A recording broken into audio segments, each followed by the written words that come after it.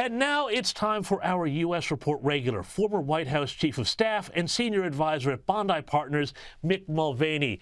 But I want to dive in because you're the real expert on this stuff and get into the nitty-gritty of what's happening on Capitol Hill with House Speaker Kevin McCarthy. I need you to settle this bet for me, Mick. Half the people I talk to think he's doing a terrible job, and the other half think he's doing a great job. He got that budget deal through. He's done things like put together a committee to look at competition with China, and so far there's no one challenging him yet for the job. Mick, what is your review of Kevin McCarthy's leadership of this very slim and difficult to manage House majority?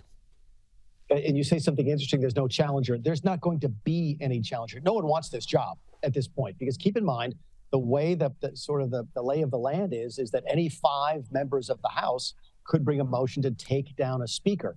Would you take the job if any 5 members of the House could take you out of it? Would I take the job? I certainly wouldn't. Here's what I know. I'm actually in Washington, D.C., as you and I chat, and I bumped into a couple of my colleagues in the airport today as I was coming in. They're fairly right-wing, conservative folks who are really upset with this small group. It's a group of about 11 who have decided to go to battle with McCarthy over these procedural matters called rules and so forth. They're actually stopping Republican bills from getting votes on the floor because they're upset with McCarthy.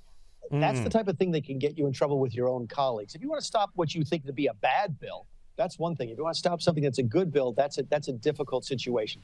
Listen, you ask a straight question, I give you a straight answer. I think McCarthy's doing as good a job as anybody expected. In fact, better than probably most expected from him. Yes, he got those debt deals done. Yes, he got the China Commission put in place. He won the speakership in the first place, which a lot of people didn't think was possible. But I keep coming back to that last issue, which is who else wants the job? So, yes, there's a small group. Yes, they love the media attention. They are getting hundreds of thousands of dollars, if not millions of dollars worth of free media every single night in this country. Several of the members are already talking about running for governors or senators or whatever in their home states. So this is really sort of devolving into a media circus. But at the end of the day, I think Kevin McCarthy is probably going to ride out this wave, continue to be the speaker, in large part, because no one else wants the job.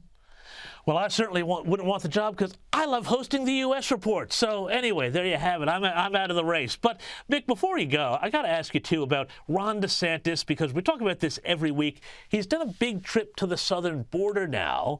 But how is he going now in the fight to unseat Donald Trump from this leadership position he seems to have in the race for the nomination? It doesn't look to be going too great for him, is it? Yeah, yes and no. I think it depends on who you listen to, because I listen to the same media sources you do, but then I also have access to some other folks that you might not see down in Australia.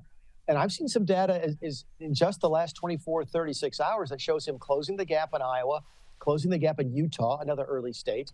Look, the narrative is that he's come out flat, that DeSantis isn't ready for prime time, et cetera. But you and I have talked about this before. The Iowa voters want to wait until they see candidates face to face. They want to look them in the eye, listen to them in the same room, shake their hands. DeSantis just spent several days in Iowa doing that, and his numbers appear to be going up. I think that's encouraging to Ron. It's not the same narrative maybe the national media wants folks to hear, but on the ground in Iowa, it looks like he's doing better. I'm not sure what's happening in Utah. We'll have to wait to see how that shakes out. But look, we're a long way from the first elections, probably 10 months or 8 months away from the first primaries in Iowa, New Hampshire, and South Carolina. I think DeSantis is doing everything he's supposed to do. Is he having some difficulty? Yes. Is it his first national campaign? Yes. I got news for you. It's the first national campaign for most of these folks. So there's going to be a learning curve. But I don't write off Ron DeSantis. I don't write off anybody yet. Is Donald Trump still the prohibitive favorite? Yes, he is. Does that mean that other folks don't have a chance? Not by any means. Now, but Mick, you make a great point about Iowa and about the retail nature of politics in the United States, especially these primary contests, which I don't think people in Australia often get, that sort of have to get in front of these very committed voters in some sometimes out-of-the-way places. Mick, thanks so much for breaking that down. We'll see you next week.